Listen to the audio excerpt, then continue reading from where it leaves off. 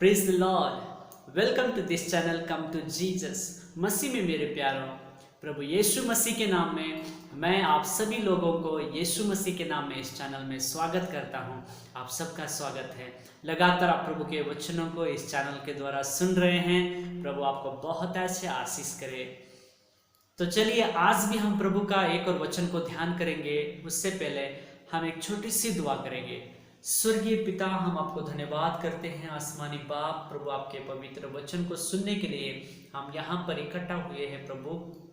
प्रभु हमसे बातें कर, और जो भी मेरे भाई बहन अपना कीमती समय निकाल कर बैठे हैं, प्रभु आपके वचन को सुन रहे हैं, हम सबसे बातें कर यीशु के नाम से मांगते हैं, आमीन। मेरे प्यारों, प्रभु इस वचन के द्वारा हमसे जो बात करने जा रहे हैं उसको हम गौर से सुनेंगे, बहुत इंटरेस्ट के साथ उसको हम सुनेंगे। मेरे प्यार, परमेश्वर सच में हमारे साथ आज बात करेंगे, आमीन। तो चलिए हम वचन को पढ़ेंगे। मत्ती उसका 7 अध्याय का 13 और 14 वचन। Matthew chapter 7 verse 13 and 14। मैं आपके लिए पढ़ रहा हूं। सकेत फाटक से प्रवेश करो, क्योंकि चौड़ा है वह फाटक और सरल है वह मार्ग जो विनाश को पहुंचाता है, और बहुत से हैं जो उससे प्रवेश करते हैं। क्योंकि सकेत है वह फाटक और कठिन है वह मार्ग जो जीवन को पहुंचाता है, और थोड़े हैं जो उसे पाते हैं। हालेलुया, बोलो यीशु मसीह की जय। तो देखिए, यहां पर 2 मार्ग के बारे में वर्णन किया गया है। 2 मार्ग के बारे में। एक मार्ग तो हम देखते हैं इस दुनिया का मार्ग, और दूसरा मार्ग परमेश्वर का मार्ग।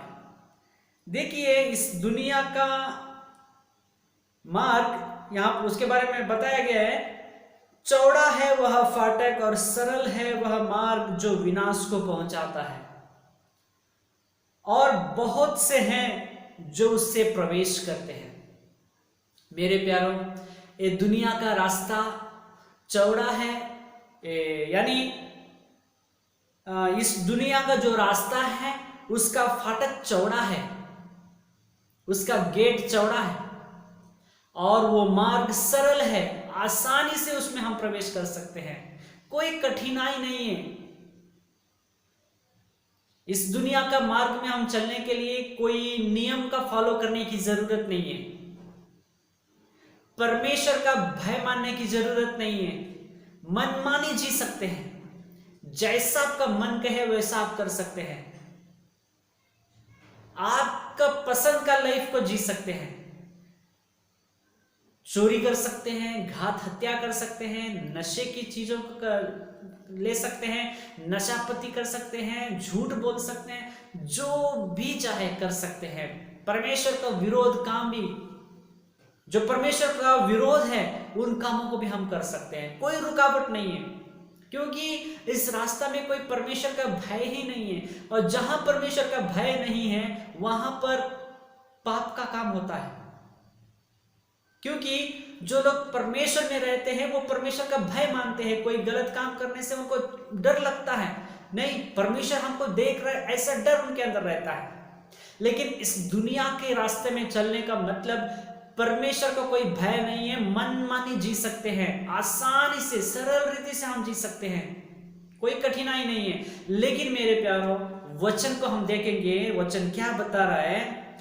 ऐसा रास्ता में हम चलेंगे तो देखिए, परमेश्वर का विरोध काम कर कर परमेश्वर के विरोध मार्ग में, यानी इस दुनियादारी के मार्ग में जब हम चलेंगे, उसका अंत विनाश है।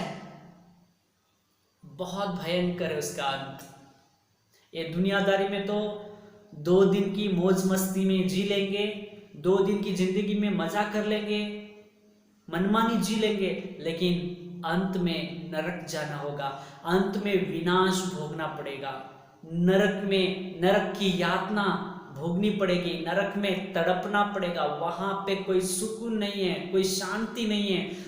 दांत काटते रहेंगे, चिल्लाहट होती रहेगी, तड़पते रहेंगे लोग, वहां कोई शांति नहीं है, और वो भी हमेशा के लिए नरक में तड़पना पड़ेगा। मेरे प्यारों, ये दुनिया में 2 दिन की मौज मस्ती की जिंदगी जी लेंगे, हमेशा हमेशा के लिए नरक में तड़पना होगा। और वो ये दुनिया का रास्ता है, उसका फाटक चौड़ा है, वो मार्ग सरल है, लेकिन विनाश को पहुंचाता है। और इस रास्ते में चलने के लिए कोई नियम कानून का पालन करना जरूरी नहीं है, मनमानी जी सकते हैं, लेकिन जैसे वचन बता रहा है उसका अंत विनाश है मेरे प्यारों।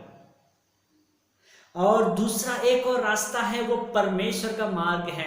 देखिए ये वचन क्या बता रहा है, क्योंकि सकेत है वह फाटक और कठिन है वह मार्ग जो जीवन को पहुंचा रहा है। हालेलुया।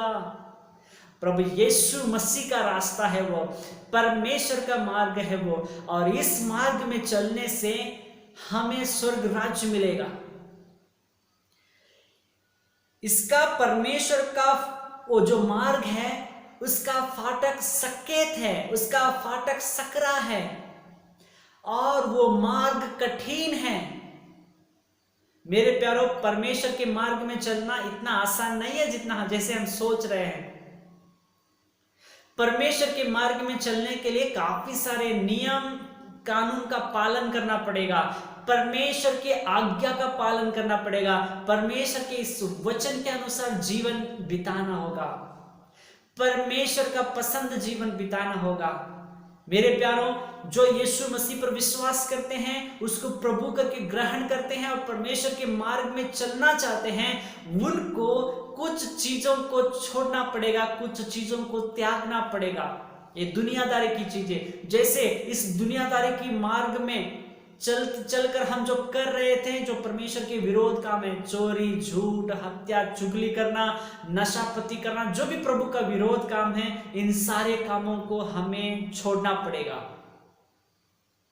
और एक बदलाव का जीवन, कंप्लीटली चेंज लाइफ, मसीह में नया बन के, मसीह में नई सृष्टि बनकर प्रभु के लिए जीना पड़ेगा मेरे प्यारों।